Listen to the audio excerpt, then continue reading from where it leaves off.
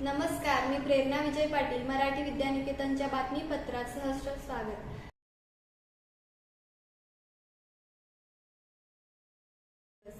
Marathi विद्यानिकेतनमध्ये major Dhyanchand यांचा जन्मदिवस व राष्ट्रीय क्रीडा दिन साजरा करण्यात आला।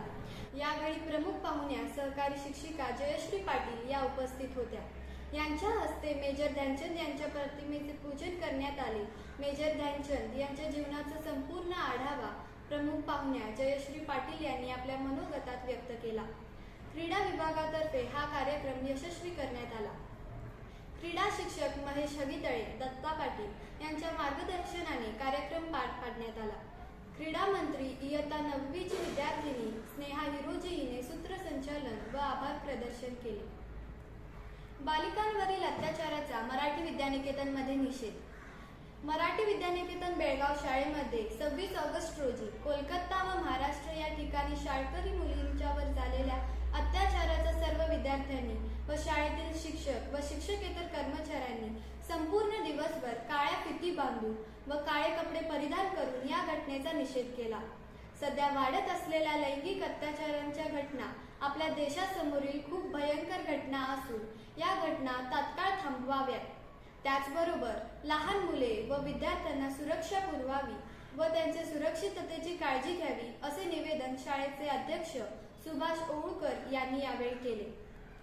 यावेळी शाळेचे मुख्याध्यापक गजानन सावंत, एनसी उडकेकर, संयोजक नीला आपटे, सर्व शिक्षक व शिक्षकेतर कर्मचारी उपस्थित होते। विद्यार्थ्यांनी मानवी साखळी करून या सर्व घटनेचा निषेध केला।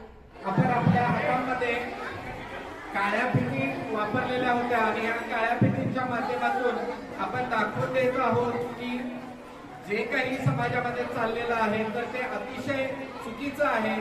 या चुकीच्या असलेल्या गोष्टींना आपला कायम विरोध असणार आहे।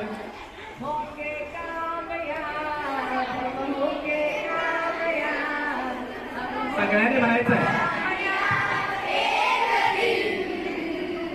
हो।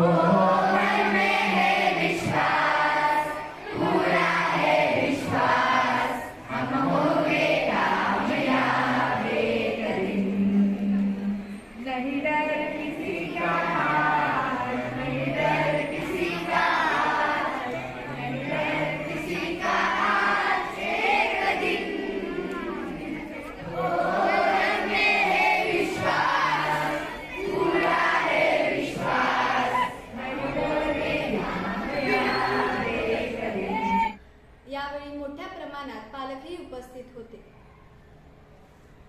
यानंतर बातमी संगीत विभागाच्या यशस्वी कामगिरीची। जायंट्स ग्रुप ऑफ सखी यांच्या वतीने आयोजित केलेल्या देशभक्ती समूह गीत स्पर्धेत आमच्या शाळेच्या विद्यार्थ्यांनी प्रथम क्रमांक पटकाविला। लोकमान्य सोसायटी बेळगाव यांच्या वतीने आयोजित केलेल्या देशभक्ती समूह गीत स्पर्धेत विद्यार्थ्यांनी प्रथम क्रमांक पटकाविला।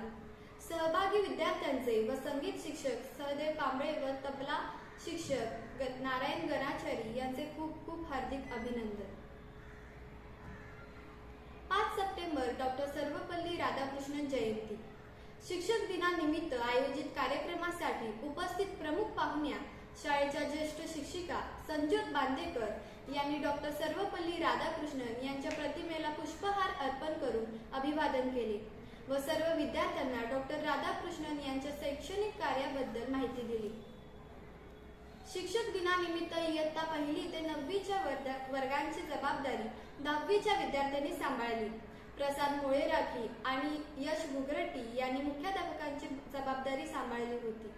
यानंतर शिक्षकांसाठी विविध मनोरंजनात्मक खेळ, शब्दकोडे सोडविणे, अंताक्षरी, गाण्याच्या भेंड्या आणि शारीरिक खेळांचे आयोजन करण्यात आले होते। सदर कार्यक्रमांमध्ये सर्व शिक्षकांनी उत्स्फूर्त सहभाग नोंदवून शिक्षक दिन मोठ्या उत्साहात आणि आनंदात साजरा केला। गटवार घेतलेल्या विविध मनोरंजनात्मक खेळांमधून अनुक्रमे 4 गटांना भेटवस्तू देऊन गौरवण्यात आले। तसेच सर्व शिक्षकांसाठीही शाळेकडून भेटवस्तू देण्यात आली। या कार्यक्रमाचे परीक्षण बीबी शिंदे, प्रतापसिंह चव्हाण, DS मुदकेकर व शीतल मडमंजी यांनी केले। तर शिक्षक दिनानिमित्त आयोजित या विशेष कार्यक्रमाचे नेटके नियोजन सांस्कृतिक विभाग प्रमुख स्नेहल पोटे व शैला पाटील यांनी केले।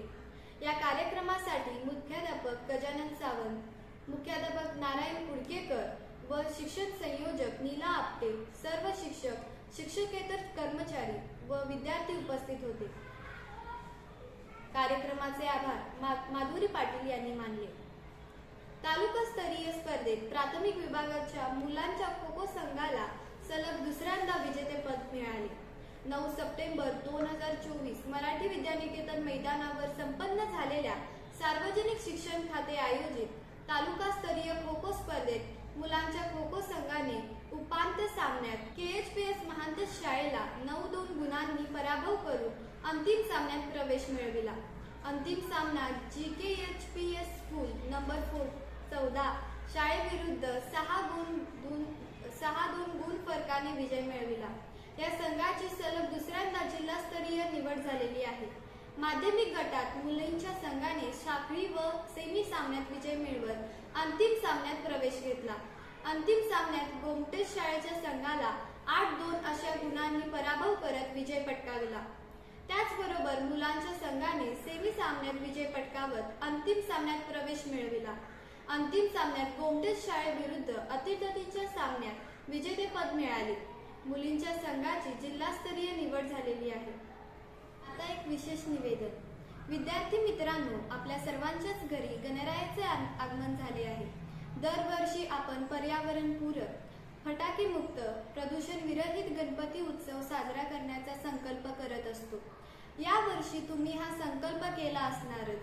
आपल्यामुळे कोणत्याही प्रकारे पर्यावरणाची हानी होणार नाही, इतरांना त्रास होणार नाही याची काळजी आपण सर्वांनीच घेतली पाहिजे.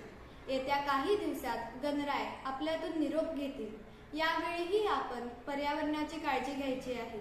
अनंत चतुर्थी दिवशी आपण सर्वांनी गणपतीचे विसर्जन करताना कोणत्याही प्रकारे पाण्याचे प्रदूषण होणार नाही, तसेच मिरवणुकीतून ध्वनी प्रदूषण होणार नाही याची काळजी घेऊयात.